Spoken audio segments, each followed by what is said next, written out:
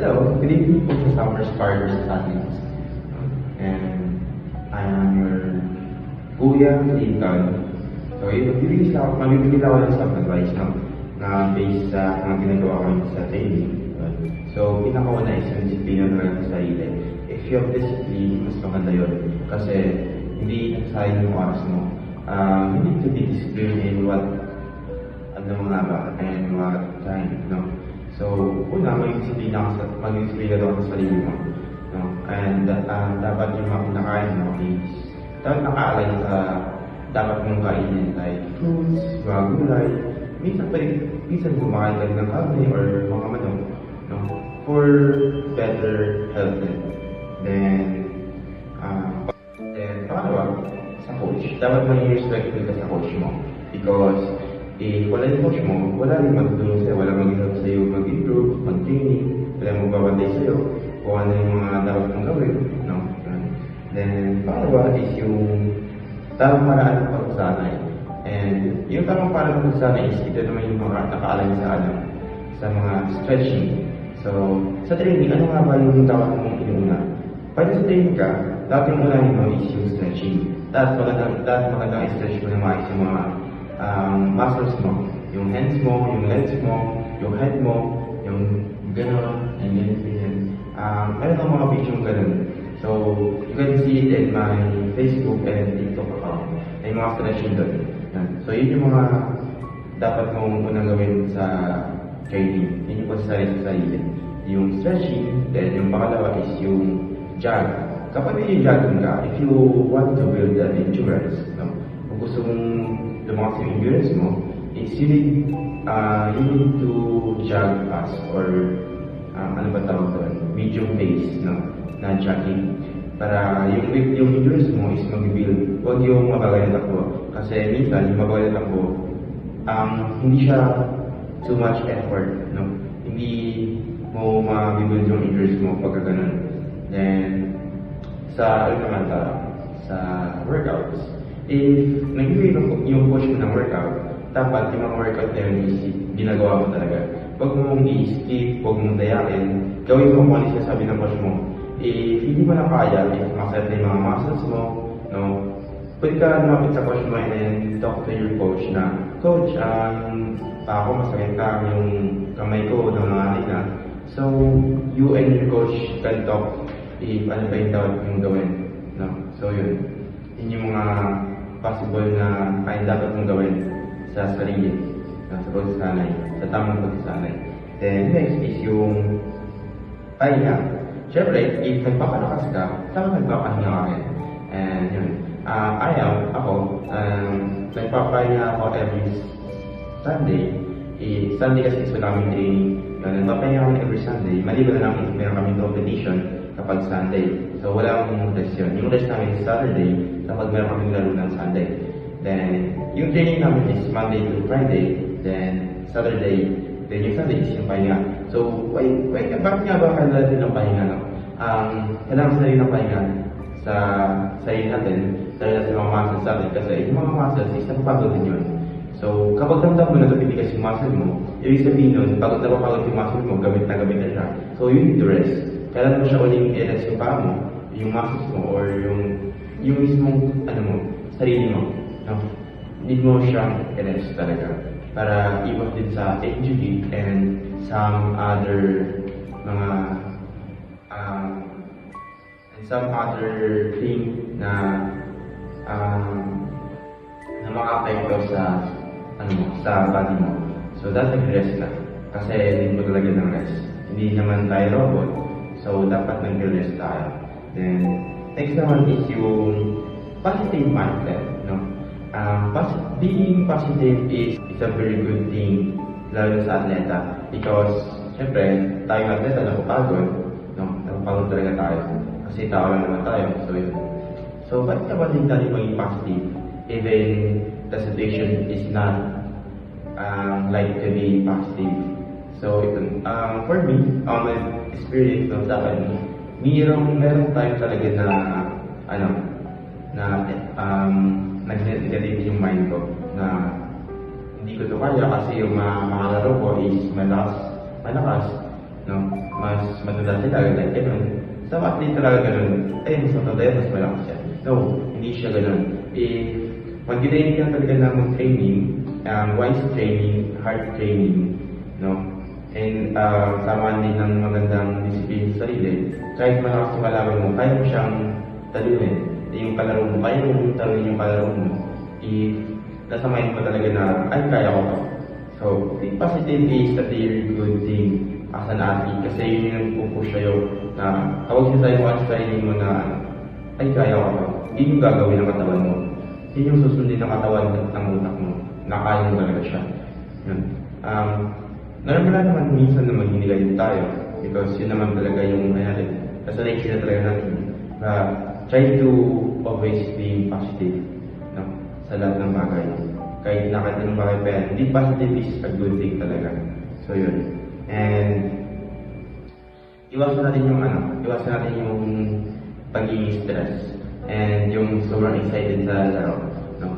Kapag sa pag training ka, then malapit na laro mo, huwag ka magpa-stress. Huwag mong masyadong isipin yung laro mo. Enjoy mo lang yung pag-training mo, and i-build mo yung confidence mo. No? Huwag mo isipin yung laro. Kasi yung laro, kapag naglalaro ka, isang beses mo lang magagawa yan. So, kapag training ka, i-build mo yung confidence mo, then huwag mo masyadong isipin yung laro mo. Huwag ka masyadong pa-stress. No? Kasi kapag ganun masyadong papastress sa laro mo or super excited ka, mawawala ka ng focus. No? Focus lang, enjoy mo lang. No? Ganun lang. Then, sa food, yun, sinabi ko kayo sa food, yung pag-diet. Hindi naman totally diet, but huwag ka masyadong kumain ng sobrang dami.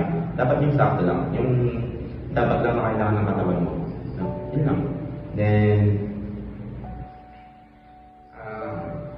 ako, as one of athlete talaga na nagpo-persevere sa larangan ng aking field also, no? Naglalagay ako ng set of goals sa training ko and sa competition. Sa training, sa competition, may count tayo. For example, 48. Sabi ko, i-hit ko itong time na 40 dito sa laro ko na to. So, yung gagawin ko sa training, nag-training ako. Yung goal ko and goal ng coach ko is yung combination of communication to sa coach and athlete. So, yung ginagawa ng coach ko is ganito. Sa training pa lang, nag-hit na kami ng target time. Then, dapat yung target time na yun, makit ko yun. It's either 2 times or sometimes 1 times depending sa condition ng katawan. No? So, yun. Dapat meron kayong goal na dapat nyong i-hit para pag naglaro kayo, yun yung ma-hit nyo and malalakasan nyo pa siya. Like, example sa akin, ito, sabi ko kayo na, i-hit ko itong 48. Then, hindi naman training, then naglaro kasi ng masap, na-hit ko yung 48. Natapos sa yung masap, na-hit ko rin siya sa Pinas, bago ako lumakas yung masap, then na-hit ko siya because of the training na talaga. Sipag na talaga sa training. And that, yung katawan is pinapakondisyon. So yun. And, ano ba? Lagi din tayo mag-pray, no? Sa training, sa bago matulog, sa pag-gising, sa pagkain, always pray and thank you God na kung ano na yung mga blessings na nakukuha mo, no? Kasi yun talaga yung pinaka-importante. Without God, wala kang makukuha sa gusto mong kukunin or gusto mong goal. Kapag hindi mo siyang kasama, parang ang hirap kunin. Parang gano'n. Ang hirap kunin talaga. Without God. Samahan mo rin ng sipag at syaga. Because everything naman na gusto mo is din mo talaga ng sacrifice. Lalo na yung oras. Yung talaga. Oras, katawan. And yung physical and mental health mo. Nasa sacrifice mo rin talaga yun. So yun. And ano ba? Makikinig sa coach nyo. Be respectful sa coach nyo. Pag pumunta kayo sa training, pupunta pala kayo sa training, nakita niyo si coach nyo. Lapitan niyo agad, bless kayo, and magbali yung coach. And coach, good morning, good afternoon coach. Ganun. Then pag-uwi, bless kay coach, magsabi kay coach, coach, ganun na pa ako, hindi na pa ako, maraming salamat po sa pag-training ko namin ni araw. Then, ganun, ang mga ganun bagay is malaking bagay na yun sa isang coach. Like, yun lang yung magagawa mo. And masasabi ko sa coach mo. And yun. And lagi rin makinig sa magulang. No? Sa mga parents na rin, dapat tayo tayo makinig sa parents natin. if ano yung masasabi ng parent natin is dapat sinusunod natin, lalo na if minor pa talaga tayo. No? Dahil yung mga parent natin is mas nakakaalam kung ano ba yung mga kailangan natin gawin and ano ba yung mas nakakabuti sa atin. Then also, ibang ano ba? So yun, yung sa'yo ngayon na is yung goal. No? Ang goal lang yung pinag ng goal. Ang goal di lang sa'yo, di lang sa sarili mo, but sa coach mo, mag-usap kayo ng coach mo, paano ba talaga yung goal nyo? No? Like, coach, gusto ko maglaro sa Regional, para pambansa, or sa iyong bansa. Communicate your coach, no? Mag-training kayo naman training to improve na makamit mo yung ganong ng palaro, katas na palaro. Kasi wala namang mahirap na palaro kung sinisipagin mo sa training at pinagpapaguran mo talaga. So yun lang, and wala na akong ibang itagagod pa. So yun, ingatan na lagi ang sarili, no? Yung health natin talaga ingatan, yung katawan. And yun, mag-iisipilala tayo sa sarili, mag-iisipilala tayo sa coach natin, sa magulang natin, sa ibang tao, sa imig natin. No? Kahit kalimitan yan, mas mataas man yan sa atin, or mababa. Respect din pa rin, baguan man yan kung matandaan na sa larangan ng sports, respect pa rin. Yun. And yun lang, wala na akong masasaling iba. And thank you for the opportunity na makapagbigay ako sa inyo ng unting mensahe. No? And thank you rin kay Coach Vladimir Velasco Bardahe sa pag-chat sa akin. Coach, and thank you po ko siya, tuloy-tuloy na magdiling mo sa mga athlete mo. Sana I hope to see them in the higher palaro here in Philippines and the other country soon. No, ay makalaro sa ibang bansa. And coach, tuloy-tuloy nyo na po coach. Sana marami po kayong maturuan ng mga atleta and to help them po na ma-reach po yung mga goals nila in life. Not only in sports but in academic po. No? Yun din yung one of the important thing as an athlete, talaga natin tutukan yung pag-aaral. Hindi lang dapat yung sports. So yun. Thank you po coach, kay Coach Claridel. No? Thank you po coach.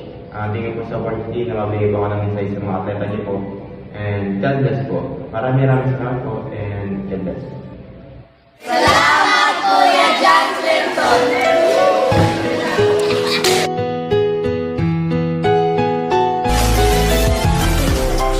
Mga igsuon ko, salamat sa iyo. Salamat, salamat.